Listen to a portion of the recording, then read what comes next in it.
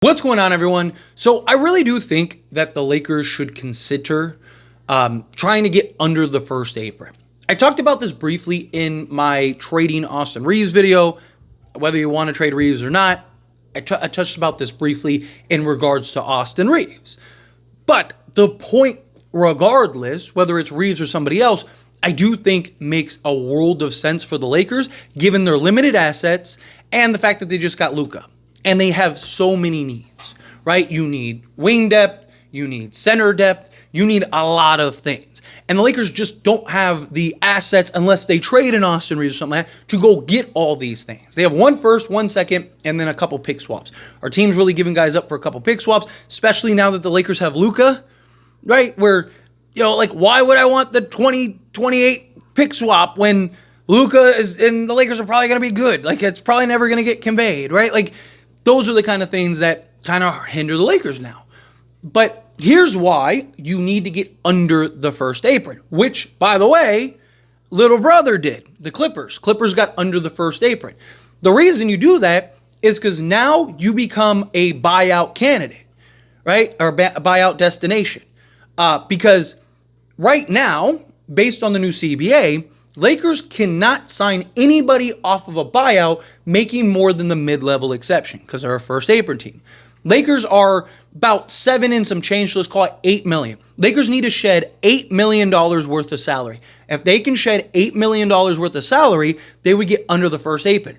Now there's no restrictions on taking back salary. There's no restrictions on them going for buyout candidates. So, for example, let's say the Lakers were to go and shed that salary, say they did it with Christian Wood, Jackson Hayes, and Cam Reddish. They took those three, right, and sent those out and gave up a second-round pick or a pick swap or something like that to Brooklyn, because they're all expiring. And Brooklyn's like, hey, we'll take a free second, and you land that, right? Well, then now, like I said, you're under the apron. Now the Lakers could go and do a deal to get whoever they need. Let's say Miles. Let's say best case scenario. Say the Lakers go and they land Miles Turner, right? Okay. Well, now you got Miles Turner. Let's say you still have Gabe Vincent when you're done. Say you turn him into whatever. Say best case scenario, like an Ayo, right? Boom. And you give up that first. Okay, perfect, right? Now, you have all of those pieces that you added to the Lakers roster, and now you can, what if Lonzo gets bought out? Right now, they're shopping him for a second. Well, if he gets bought out right now, which I see a lot of people, wait for Lonzo, wait for Bruce Brown, wait for these guys to get bought out. If they get bought out, Lakers can't sign them right now. But if they do, Lakers can sign. If they both get bought out, Lakers could sign both. And also, here's the thing, right? The Lakers now have Luka and LeBron. There is probably a lot of veterans right now that are out there that are, on various deals and stuff that are probably looking and going man, I'd love to go to a contender. But none of these contending teams can sign me, right? Because I'm making, I'm on the final year of a, $18 million contract or something, right? Well, if teams know, wait a minute, the Lakers just became a first apron team, all of a sudden, all these players are incentivized to go, okay, I want to buy out, right? Because I can now I can get bought out and I can go to the Lakers and be with the Lakers, right? That's the difference. So if the Lakers can get under the first apron, now they can go get a piece or two or several, right? If Ben Simmons gets bought out, right? Any other scenario, I would be absolutely not. But for just the defensive purposes, it's there's an argument now. I'm just kind of throwing out names that are coming to mind that I know are free agents, right? I haven't actually looked at the list of all the expiring contracts to be able to be oh, well, this guy. It's just more of just the general idea, right?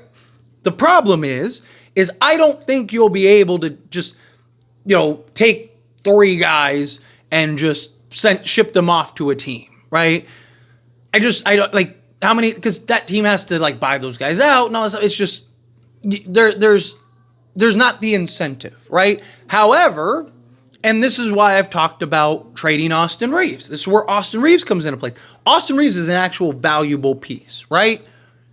What if you can turn Austin Reeves into another valuable piece that fills a need while also dropping under the first apron?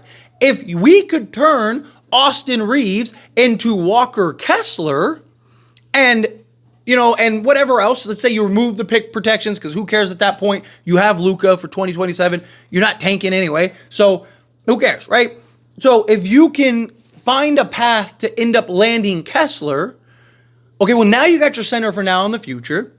And you can still take Rui and Gabe Vincent and go make other moves, right? But guess what? Now you have your center. And then now you can go and make all these other acquisitions. And then you're still under the first apron. And it's like, okay, well, what else do we need now? Okay, we could use another guard because we traded Gabe and we lost Austin. All right, Chris Paul just got bought out. Boom, Chris Paul. Let's bring Chris Paul in, right? Or again, Lonzo. Let's say we didn't trade for Lonzo. Say we took Rui and Gabe and we got a bunch of like a Josh Green who's familiar with Luka and some of these other guys, right? And we pulled off all these minor trades. And it's like, okay, well, let's go get some higher end guys. Say Bruce Brown and Lonzo get bought out. Well, there you go, right? Boom, let's add them, right? Like, it opens up so much more for the Lakers. That was my argument with trading Austin Reeves, right? Like, you're probably not going to get because people are like, oh, you can't trade. Like, yeah, I agree. You shouldn't trade him for a redundancy. Like, you shouldn't, I'm not trading Austin Reeves for Colin Sexton, right? I'm just not doing that. But if you can get like a Walker Kessler, who is now your center for the next 15 years, and also get you under the apron to bring in other higher end guys that you would trade for otherwise, right? Why wouldn't you? Because now you're not just getting Austin Reeves, or you're not just trading Austin Reeves for whoever you trade him for. You're trading Austin Reeves for whoever you trade him for, plus whatever other hole you need to fill, because now those players could get bought out and you could go and sign them. See the point, right? So again, it's kind of like this clever path and way. I mean, you could argue it's not clever because that's what the Celtics or the Clippers just did, right? But it is for the Lakers, would be a clever path and way to get kind of everything you need. Because the problem is otherwise the Lakers just have too many holes, right? They just have so many holes and that they need to fill. Like I said, they need centers, they need 3-and-D wings, they need shooting, they just need so much. And like, yeah, could you go get a Torrey Craig who got bought out? Yeah, he'd be great. But is he better than Alonzo? No. Is he better than a Bruce Brown? No. Is he better than some of these other guys that could potentially be bought out? No. Right?